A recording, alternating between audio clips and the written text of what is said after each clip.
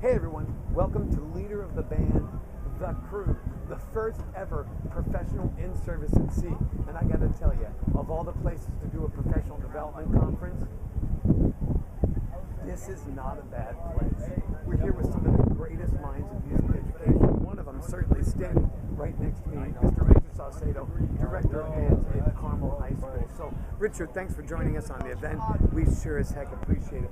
So, I want to pick your brain a little bit because as a composer and as a teacher, no one makes bands sound better than you do. So, can you give us some ideas on common mistakes directors make when it comes to sound production on a field?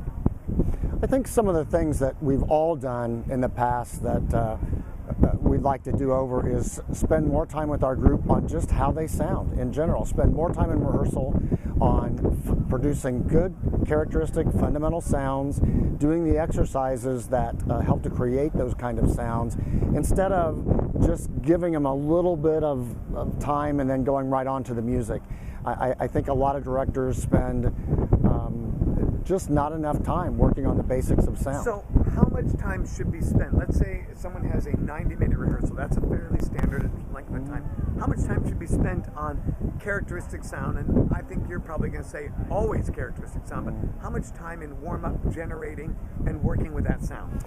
I think I can only tell you what we do, and basically what we do is, especially as we start the marching band season, for example, out of a 90-minute rehearsal, if we have a 90-minute music block, we'll spend 45, maybe sometimes 60 of that 90 minutes working on things like breathing, working on long tones, working on listening skills, trying to get kids to match their sounds with the people on either side of them. But we'll spend a good 2/3 of the early rehearsals on that. And then as we go through and the kids start to develop those concepts naturally, then we'll start to spend more time on the music, obviously, as we head towards the end of the season.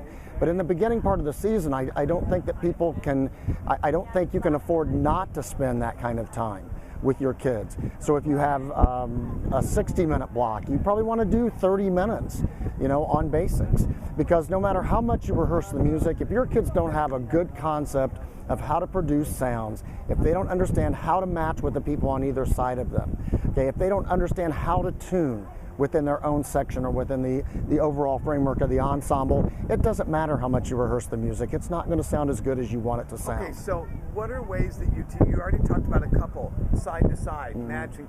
Give us a couple ways that if I have a beginning clarinet player and she doesn't know what good clarinet characteristic sound is, or I have a trumpet player who doesn't really hear flat and sharp very well, how do we teach that? What are some ways that you use to teach at Carmel? Well, first of all, we make sure that the kids have a good example of what they should sound like. And if I, for example, Scott, that I'm a piano player and a percussionist, so I don't pull out my clarinet in front of anybody, but I do, but it's a lamp. Exactly. Yeah. So that we need to have some kind of example for them, something that they can model, something that they can try to use in their own playing to model. So what I'll do is I'll have some great recordings of clarinet players, or if we have someone on our staff, or even if I have a student who is a really great player, I'll have them model so they can just hear the sound. If they can't hear the sound of a clarinet and know what they're after, they can spend all day on it or weeks and months and still not develop a good sound on the clarinet. They have to know what they're after. Now the other thing is, as directors, we have to be willing to spend more time on the things that are the most boring. And that is, do our kids understand what a good clarinet embouchure is? Do they know what kind of reeds? Directors, myself included, a lot of times we don't spend the amount of time that we need to make sure that those kind of things are happening.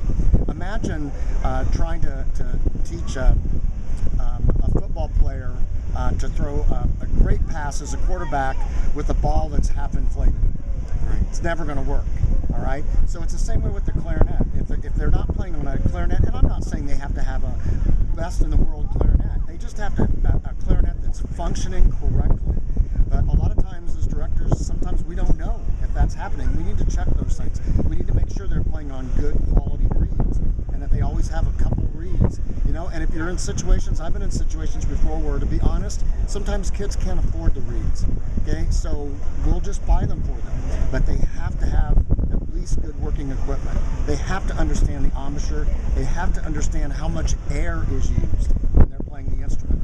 So you have to go back to what I call the boring things, and you have to be willing to spend time on the boring things to get those things happening. Okay, so let me recapitulate what I just heard. So one